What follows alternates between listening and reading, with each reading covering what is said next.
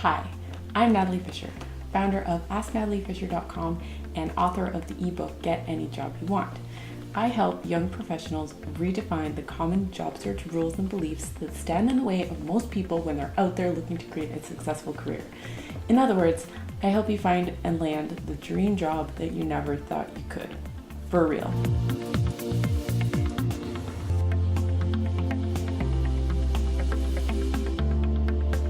So there are two big misconceptions when looking for an ideal job. The first one is that the black hole is the only option for applying, and it rarely works.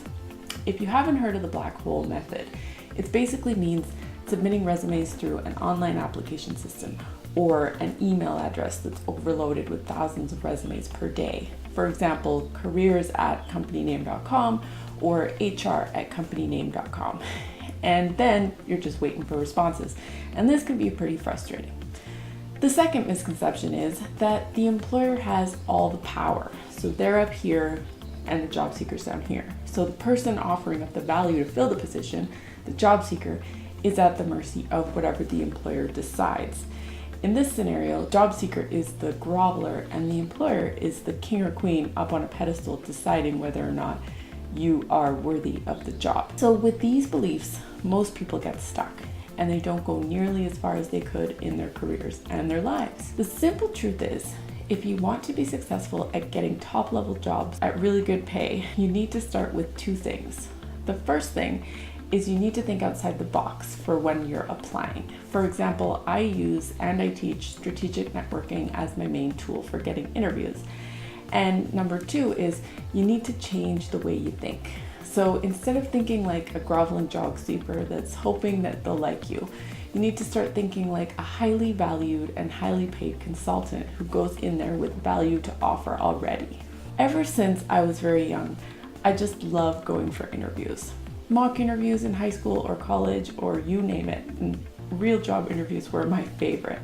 I was never nervous, I was always stoked and ready to go. I would attend the employment seminars for fun, even if it wasn't a requirement. People would ask me why. My friends would be like, "What's wrong with you?" And anyone I told would always look at me like I was a little crazy.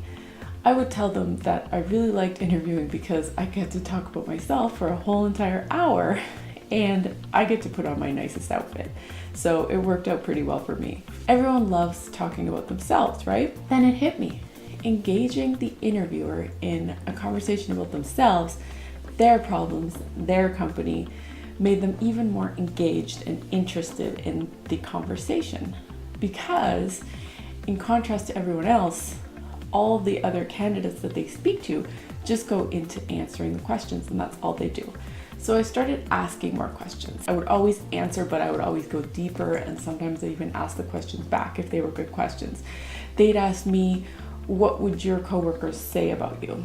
And I'd answer the question first, and then I'd ask them, "Well, what would your employees say about you as a boss?" I would get some really interesting answers, and sometimes they'd be caught off guard, but I found that in general they really liked it. I would get deeply curious about what stressed them out and what their main priorities were at the time. I'd ask questions like, if I were hired, what would the top 3 things that I would start with right away be? I'd even ask where they were from and why they liked working for the company themselves. And then my skills flourished, my interview skills flourished. I began to get requests from people who wanted help from me. They wanted help on their job interviews, and the rest is history. So who am I really, and what qualifies me to be teaching this stuff?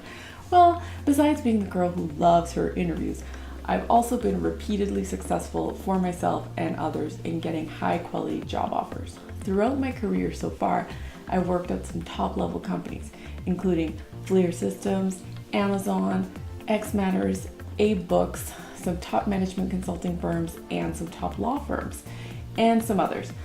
On my website, you can also see some of the talented professionals that I've been honored to help achieve things they never thought they could. And that is why I do what I do.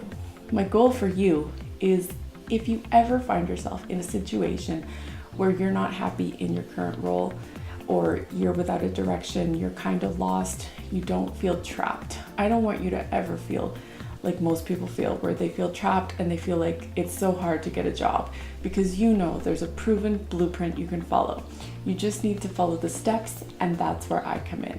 I've perfected the steps over 10 years of doing this for fun and for my career, and it's been the best journey I've ever taken. If you want to learn the system that I've been practicing for the last 10 years, including strategic networking, interviewing, salary conversations, and more, go ahead and click on the link below to get on the exclusive list.